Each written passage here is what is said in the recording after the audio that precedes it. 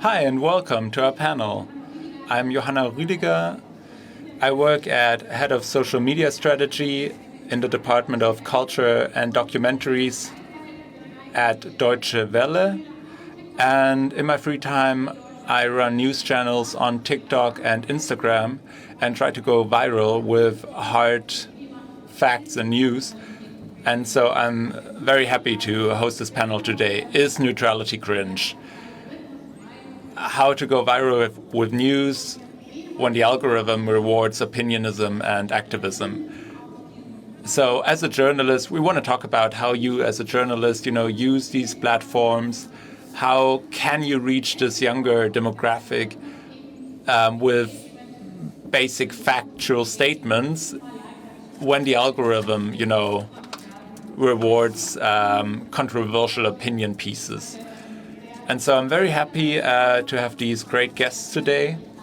First of all, Astrid Meyer. She's the vice editor-in-chief of dpa, the German news agency, the biggest news agency in Germany, and also head of strategy. So she's keeping an eye on the content creator scene. Welcome, Astrid. Thank you. I'm happy to be here. And then we have the new Director General of the RBB, the German public broadcasting station, Ulrike Demmer. Welcome. Thank you. I'm also glad to be here. And last but not least, Fabian Krischkat. He's a content creator on TikTok and Instagram. He calls himself a newsfluencer. Some call him an activist, but he doesn't apply that label to himself. And Fabian, you don't just produce videos, you're also part of the Gen Z and, that target demographic that we as traditional media publishers, want to reach as part of our audience. So let's start with the question, is neutrality cringe for your generation? Well, first of all, I find it really hard to use the term cringe. I'm not sure if that is really a Gen Z term anymore. But yeah, neutrality within these multiple crises that we're living through. I feel like for young people, the word has changed in the last few years. There's it's not a carefree existence anymore, the one we'd like to have. And so there's this tendency to you want to consume content that's not just this fast, opinionated, but maybe also slower and not as loud, something you want. And so we have 56 minutes left. So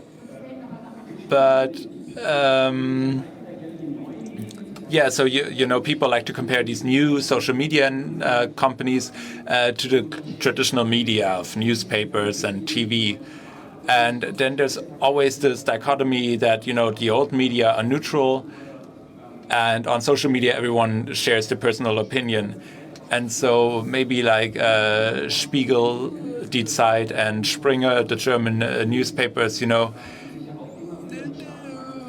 for decades, they've also featured heavily opinionated pieces, right? And so this dichotomy I would set aside. And so, no, neutrality isn't cringe. But it's, also you have to take a stance, and the relationship between taking a stance and your opinion. Yeah, and so Ulrike, you have 4 TikTok accounts at your public broadcasting station, but because TikTok, the algorithm, it's also location-based, right? It also features videos more prominently from local creators. So that's isn't that great for a local program? Yeah, we didn't make a hard decision on that. We learn day by day, and we're still learning how to feature news on TikTok. But I also want to I wouldn't want to, edit out the word cringe in the title. I would edit out the word neutrality to be more differentiated. And having a stance as journalists, it's different from having an opinion. And I think it's very important for us as journalists to take a stance. And we, in the agreement that, underlies our institution from the German state, we are, our stance is to go against discrimination, and that's not an opinion. And so, for example, the colleague Reschke from the Northern German public broadcasting company also said that I think it's very important, when we do this job of journalism, it's so important for democracy in these times. And then we realize for the first time that the system of our democracy is so fragile. A law scholar, Böckenförder, once said that democracy doesn't supply its own preconditions. I can't phrase it as nicely as he did, but also yesterday someone up here on stage, someone talked about the attack points for anti-democrats where they can attack democracy. And that's just a part of democracy itself, to be vulnerable, to have these points where it can be attacked by anti-democrats. And so that really, puts a huge responsibility on journalists and journalistic work. So what's objectivity? What's opinion? What's a stance? So this wishful thinking for neutrality, that's impossible in my opinion. That's why I would like to edit it out of the title. But it's so important, and so I'm very happy to be here today. Astrid, the DPA, German news agency, also supplies video content. And so your customers also use Instagram and TikTok. So how many publishing houses come to you and say, oh, we would like to, build up this new brand on social media for videos? How do you, what do you say to them? Well, yeah, what would I edit out of the title? I don't know. Everything has been edited out. So, yeah, I can't, give you any numbers of like how many people call us each day. We give workshops for quite some time now on this topic, which are well received. And we've also worked together with a creator agency in order to be able to find creators that can work together with our customers. But pretty soon we ran into limits because the way storytelling is being done is very different. And so you can have a stance as a journalist, you can have a stance as a creator, but the toolbox you're using, your education, it's different. So, sometimes the line between ad content and regular content isn't as clear. And so it was made us decide that we have to build up something ourselves for our customers. And so what advice would I give to a journalist? Well, if you ask me, there's this trend that, there's always these social media teams, right? And creator teams. And I would like to reframe that, because I would call those creators, because it's just a different way of approaching a topic. It's people in front of the camera presenting a topic. People follow a single person, a single creator. They don't follow a brand anymore. We have studies done by Reuters that show this. And so, you need the editing room to create the content, to talk the way they, in a way they that applies to the younger generation. And so if you do all that, that's good. Those are good preconditions to be successful in social media. So Fabian, you're a newsfluencer. Yeah, it's terrible. So you're right on the mark. Like Astrid said, the Reuters news report last year found out that a majority of the younger target demographic doesn't receive their news from media houses, but instead from people like you, from media personalities. So what's something you're better at than traditional media houses and publishing houses? What can we learn from you, except for maybe the perfect loop? Oh God, well, this is terrible. So, everything I'll say now, it's automatically a criticism of to the left and to the right of me. I don't know if creators are better at something and, publishing houses are worse at something.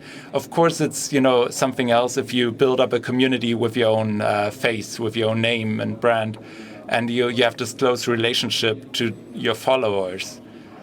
But, in an account like the German news report Tagesschau, that's also performing very well.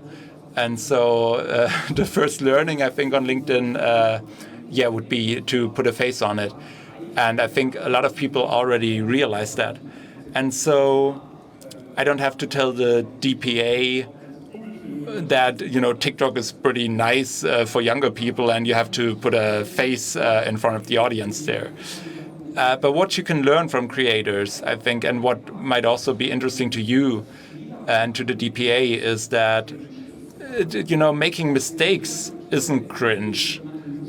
I think a certain culture of error, of being allowed to make mistakes, is important. Sometimes, I made a factually wrong statement in a video, and then I just make a comment underneath the video and to correct that mistake. But I can also take a comment from someone else and then make a video responding to that. And of course, if the DPA publishes, a wrong statement, that's bad, but it happens from time to time, and then the DPA has to issue a correction. And so that's maybe a way to do more a proactive back and forth communication. So, for example, Olaf Scholz, the chancellor, he also responds to comments from time to time, right? And so this is something that I really like about creators right now, that the content, it feels more natural, that sometimes you say something that's wrong, but then there's a reaction to that, and then you can share more going forth.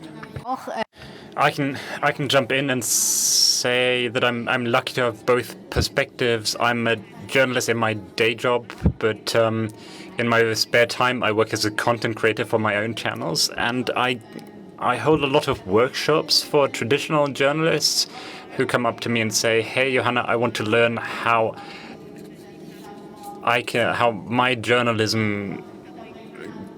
to place my journalism, my content on these Gen Z platforms."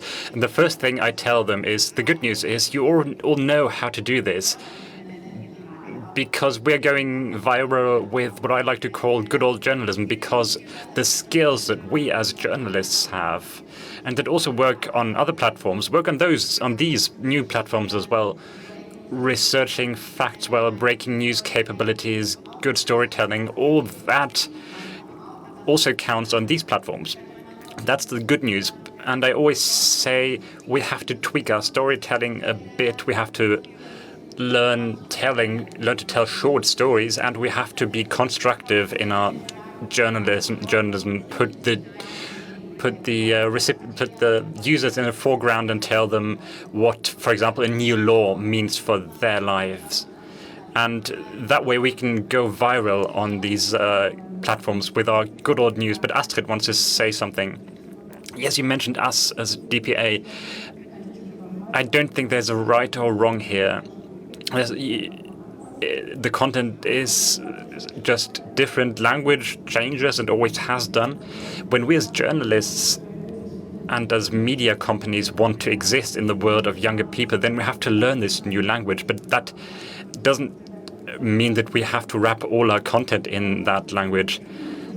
And to come back to the question of right or wrong, as an agency, we have the so-called agency privilege, so we can't, or at least we shouldn't publish wrong information, because we are liable for the things that our clients publish, and that's nearly all media companies in Germany, and that's why we take a huge amount of care to prevent prevent mistakes. Of course, mistakes happen, and there's an immense process. It's called the kill process, where everything is gone through again, summarized, reflected how this was allowed to happen. It's documented. It's a very strict process that we need because we can't afford mistakes.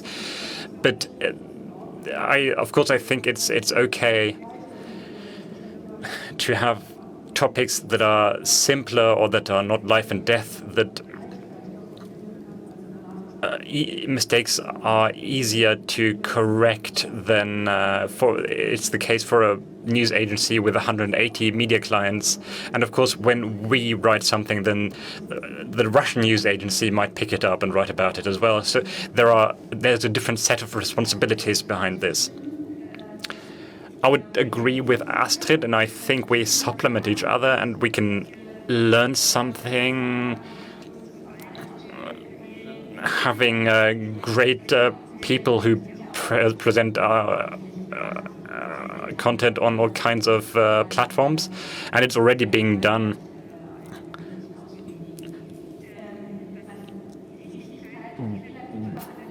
As far as correctness and error culture goes, I agree with Astrid, and I think I would support that as in the name of all media companies. In this world where it's more and more important to distinguish real life from fiction, we need trustworthy sources, and journalism wants to be this trustworthy source with well-researched information. Of course, mistakes happen. They have to be made transparent.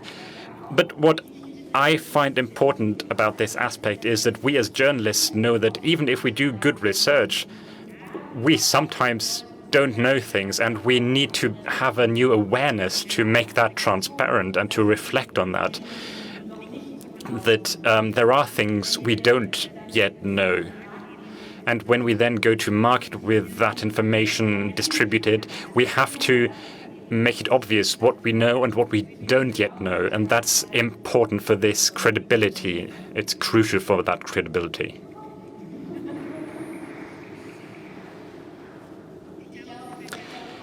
I think what I heard you say, Fabian, what you said about errors, and I'd like to mansplain you. You think that we can be more authentic on these platforms, and that's being rewarded. As the Deutsche Welle, we've been on TikTok for a long time. We were one of the first media companies in the world there 4 years ago. And now we have more than 15 TikTok accounts. We have a large community. We've built a large community that follows us for neutral journalism. And of course, we too had to learn this storytelling. But now we've become good at this hard fact research, but presenting it to our users on eye level and having a kind of dialogue and being authentic on the platform. And I think that's what you meant. Yes, absolutely. I would support that completely. I would like to talk about this dialogue keyword, because we as classic media have to learn that. I would want RBB to develop from a broadcasting platform to a dialogue or communications platform, because it's very useful for us to know what our users think. I understand completely, and I didn't want to criticize the fact that you have to verify information a lot more and that you have more responsibility. But this way of handling criticism or corrections, I'm just as slow as media corporations. I'm not this typical influencer, but I think we can learn a lot from people who react quickly, immediately, and don't always wrap it in this corporate language. I think that's becoming increasingly obvious, where an intern was made to reply to some comments. Some of them get liked. Sometimes you send this applause emoji. And where do you actually have a media corporation that's engaging with its community and presents comments in, for example, a video format, and that's trying to build a community? And I think all of us on stage can learn this from creators who've been perfecting that for years. Yes, I personally engage a lot with my community. I create content with them. I have meetups in real life, which is always very nerve-wracking, but also very fun. And my community tells me that I follow you because you give me neutral facts, not opinion, because I'm already getting enough opinion on the platform. And as media companies, as journalists, we have to figure out what the added value is, what the selling point is, because studies show that content creators in their living rooms often reach the target audience better than we do. And what do you think that added value could be? All of you.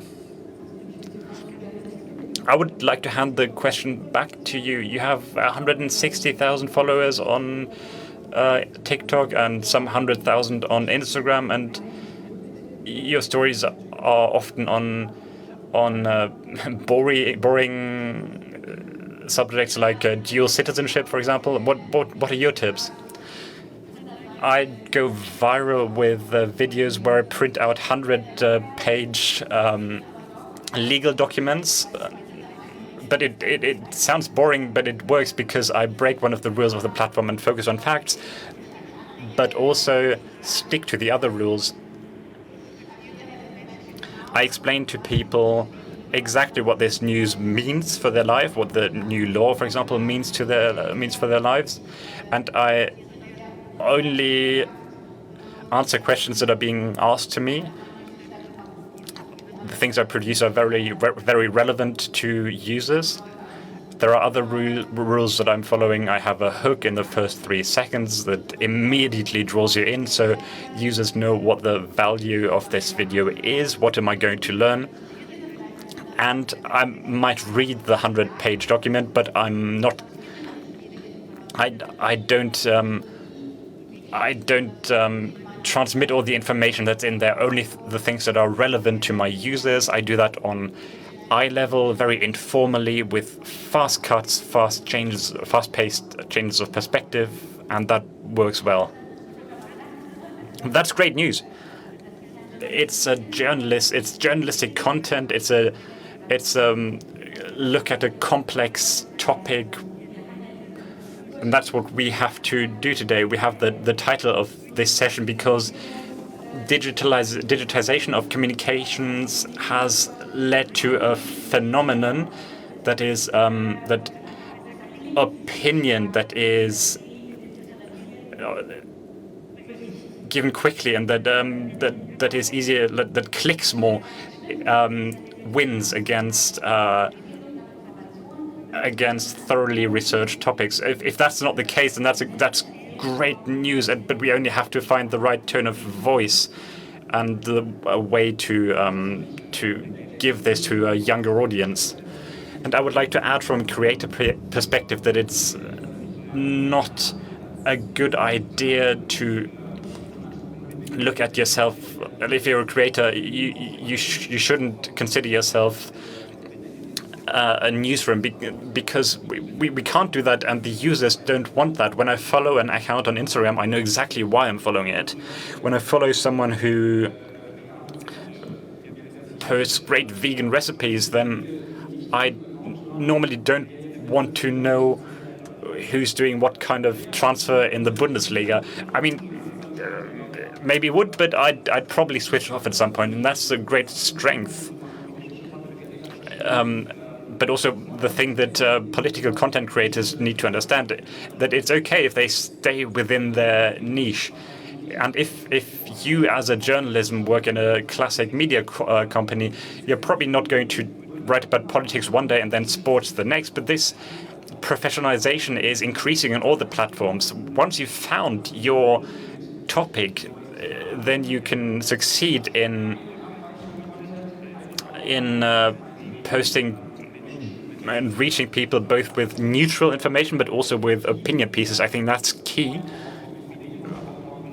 That's a key point that news companies can build on, and having one or two people who are staying on one topic and who can publish a mix of both information and opinion. I think we as journalists need to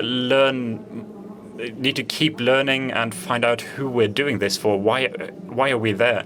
I think we used to be trained on doing interviews with supposedly important people, and some of them really are important, but we didn't think about the last mile. What does that mean to the reader or to the user? You said you're doing it for your community, you specialize in one topic, and when you gather all of that, that's the art of keeping in mind who you're doing this for. And then no matter if it's the law on dual citizenship or something else, you can break it down and explain to people why it's important. And you probably need to do it at eye level. You need to enter dialogue. I think the most important difference is that even if you're using media, you're also used to being creators. That's not the case for our generation. We've always only been consumers, and then Facebook gave us the like, but you can actually produce your own stories. And I think we need to keep all that in mind, and then you realize that it's not that difficult. You just have to arrange the elements differently. Yeah, and you just mentioned a constructive way of dealing with these topics. And last year we had a dialogue week, the so-called, so to develop new formats to, build a relationship with our audience on all channels and with all target demographics. And a lot of the feedback that we received back then, was, it's also destructive, it's also negative and critical.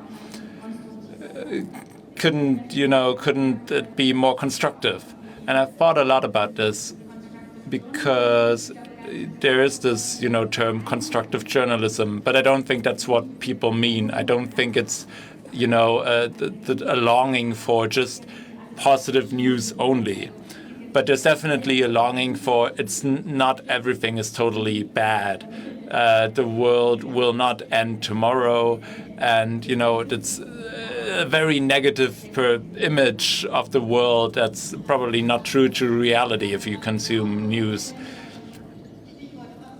Yeah, and on a panel, I just had a discussion about constructive journalism, and I interpret that term to mean exactly what you said. It doesn't have to be positive, but we offer solutions for the daily lives of our users. And at Deutsche Welle, we also, want to give people neutral facts and information in order to enable them to lead a better life. I want to add something to that. Offer solutions, that's a target that's too high for me. That's, all these giant problems that are right in front of us. We don't have the solutions for that. And so, but if you just stop saying terms like, oh, the state failed to do X, or X failed to do yada yada. And so just to, to state that there are solutions to problems and not just this negative view. Yeah, and also, it might be a nice add-on to offer solutions. There's also studies that were being done where does climate journalism work? Because, oftentimes when people read a climate news, then they're like, just keep on scrolling. I don't want to deal with that. But if it's local, that's where I live. It has direct influences and consequences on my own life. And if it's linked to a form of solution, then there's more engagement. People actually read that, consume that. and deal with the information being delivered. And so this sort of plurality, not just one single point of view, but multiple points of view, I think that's a tool that we received that, you tell one single story, one narrative. You don't want to, confuse people. But we live in such complex times, in such a complex world where, we need this sort of multifaceted storytelling to properly convey that and thusly become more sympathetic to the audience. Yeah, and I think that's basic tools of journalism that we've maybe lost in these times where the click numbers are so much more important. Yeah, and the positive side effect of this is if you don't just use opinionated content to produce viral news, you don't receive so many negative comments. I receive very few personal hate messages. Maybe because I don't offer myself up as a target that much. And, when something goes viral and there's this bubble with thousands of comments, like a few weeks ago, 50 people commented, "Oh, she's the most annoying thing ever." And I'm not used to that. And it's very hard for me to... when people complain about my voice, then I have to ask my friends, is it really that annoying? Yeah, so I didn't write that. Yeah, I wanted to say you're more resilient probably, or how do you deal with criticism? Yeah, the bad thing is I've been doing this for 10 years now. So at some point you've read and heard everything, right, on these platforms. And if you want to survive on these platforms, you have to have this sort of shield. And you're exactly right. Sadly, this negative feedback in the comment sections, it sometimes relates to the content. So one of my videos is going viral for weeks now. And I never would have thought that video would go viral because, sometimes it's not an opinionated piece. In that video, I explained how weather charts and maps work.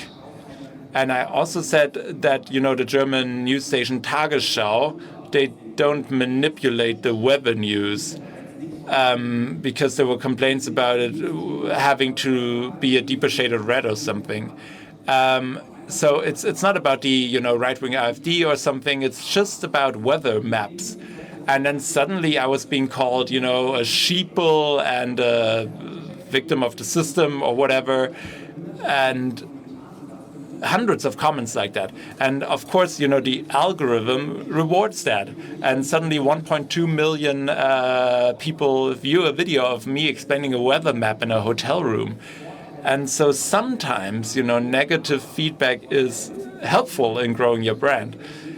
But in these times, I'm happy to not mention the video that's gone viral last week because everyone's already talked about that. But what I can see with me and other creators that, when someone writes, "Ooh, you look stupid," or "Oh, your voice is so annoying," comments like that, you don't have to do anything about that. But as soon as it's really dangerous, as soon as it's a threat to democracy or to certain groups of people, and there's these online tools like Hate Aid or the institutions for media coverage of the German state. And I think if we, want to keep living in a democracy, in a functional rule of law state, then we have to report these comments that are actually, Nazi quotes from the SR or SA or SS. You have to report that immediately.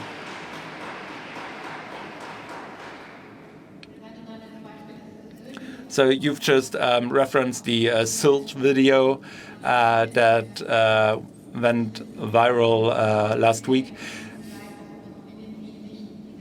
And yeah, sometimes, we forget as journalists that the audience doesn't have the same level of media competency as we do. And so, for example, I decided to just show a small part of that video and to pixelate all the faces. And there were also media companies that didn't do that. And I received lots of comments, like, why do you pixelate their faces? Do you want to, guard them? Do you want to prevent them from being attacked? And yeah, so because the people in my audience, they don't know that that's just me following good journalistic standards.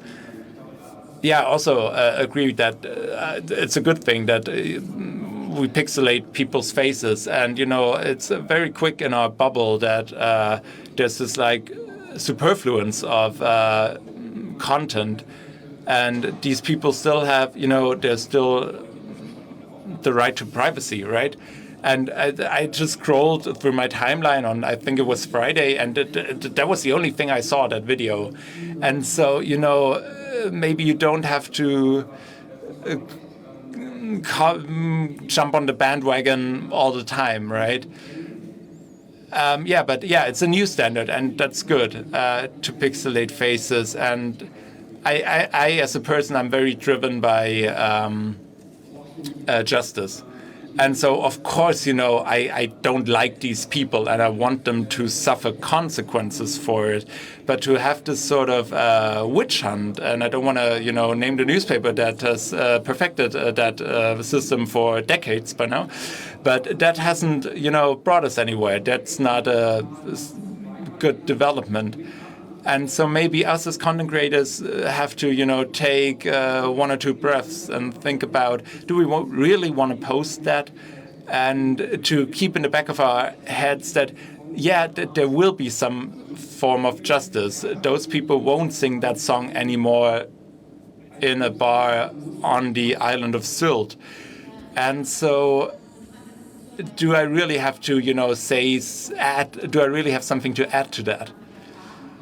Yeah, I only joined on Saturday because my first impulse as well was like, do I really have something to say? But then there were so many questions coming from my community asking me, why haven't you made a statement? Why are you allowed to do something like that in Germany? Why aren't you allowed to do something in Germany? So my community is very international, so they don't know that much about, German law. And so I wanted to just answer those questions. But that's exactly the thought process. Yeah, and again, coming back to constructive journalism, it's not constructive at all to just repost a video and stating that, I don't like this video. And I think that's a consensus within the broader population. But you don't have to re-upload it after two days and say, I distance myself from that. I think, maybe people, from other countries want to ask the question, are you allowed to do this? And I think that's something you can do and respond to without showing the video, right? Yeah, so we have to keep the time in mind. And so if you don't have anything to add anymore, the other panelists, then we're going to go into the audience for some questions. Ein Mikro.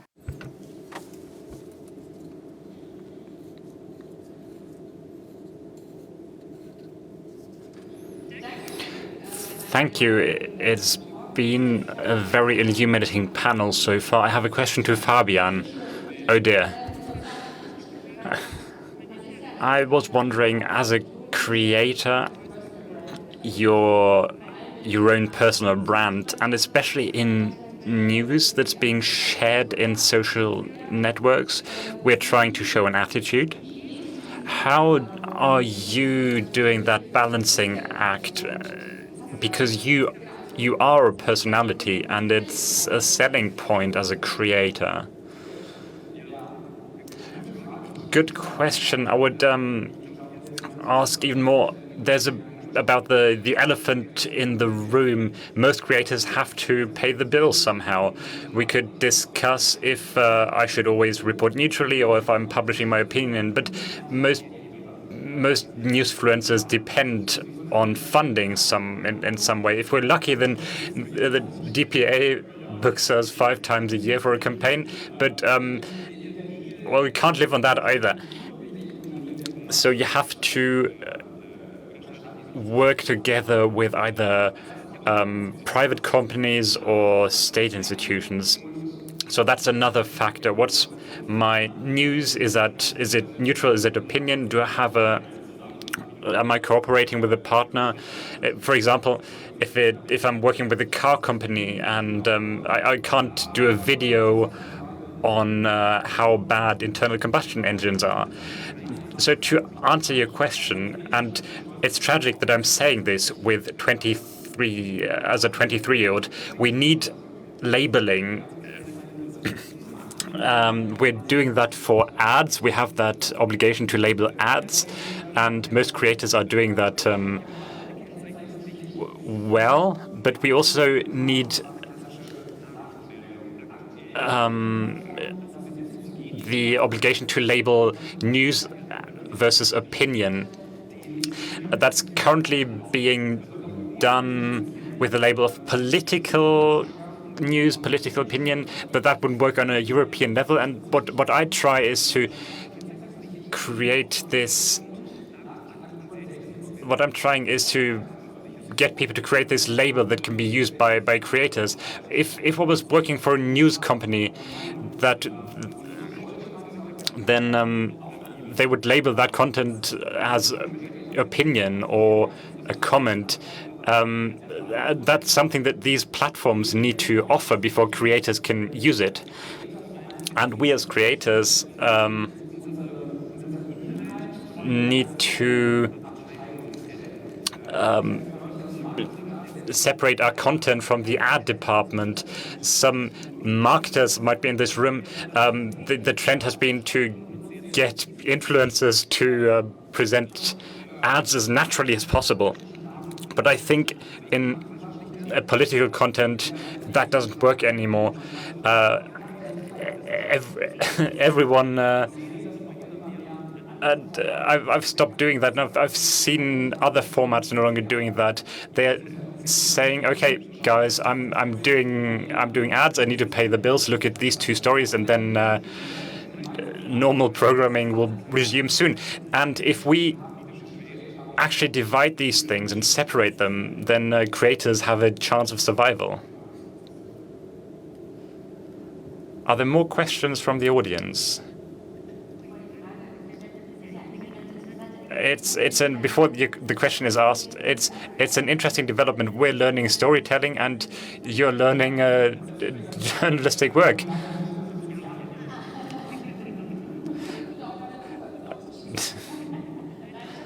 I would like to ask, as a journalist, you often have the privilege of not having to show your face in front of a camera, that you can do research in the background. That doesn't work if I want to reach my community and want to be credible. What do you, Fabian, think? How do you separate that from you as a person? Because on the internet, you're very exposed. Well, I'm going to, let me put it that way. You're not going to be able to find my address, because once you start reporting on a certain political clientele, then people are going to try to figure out where you live. But what I think your question is getting at, you don't always have to take the entire responsibility for something you post. You can withdraw to the background even if you are in front of the camera, but you can present it in a way that makes it obvious that all you're doing is to present something that you're reading, and that it's not fully checked. At the end of the day, you're always publishing your name and your brand, and of course that's an advantage in traditional media companies. The only constructive hint that I can give to the 3 content creators in the room: make it obvious when you've only picked something up, so it won't come back to you. Try to separate your private life, no matter how close you get on a platform. People often have the impression that they know who I am. I don't even know who I am. I'm 23 and I'm always separating the private life very carefully. And in these times of rising political violence, it's important to take care of that. But to add something positive, if you told me 3 years ago people are going to stop you in the street in Berlin and talk to you, I would have said, "Oh God, how do I stop that?" But now it's been the case for 3 years. People come up to me several times a week, and I've not once had a negative experience. It's always positive. It's always nice, and I think that has something to do with my content. The fact that I'm not putting myself in the foreground as a personality. It's hard news topics, and people are very respectful, and it's always a great interaction. Knock on wood. We've time for one last question. The no-go words were neutrality and cringe. I'm surprised that the algorithm was kind of drowned out. It seems you're all victims of the algorithm and are playing along. Don't you want to bash the algorithm a bit? It's much easier because you all can be mad at the algorithm. It's your enemy, your friend. I can start with bashing. I believe we as public service broadcasters need to make our own portals as popular and as user-friendly as possible to prevent dependencies from global gatekeepers who use their algorithm to determine the content that counts, because for us as broadcasters, it's important to also present the complex matters of the financial distribution of funds between federal states, and that third-party platforms would never put this content in the foreground. People won't click on it, and it's not polarizing enough because nobody understands it anyway. So I think we have the responsibility to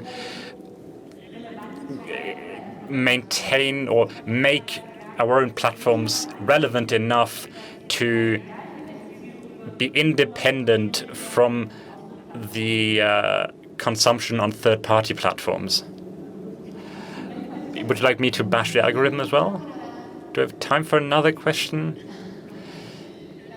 Well, thank you everyone for having been here. Thank you to our interesting guests.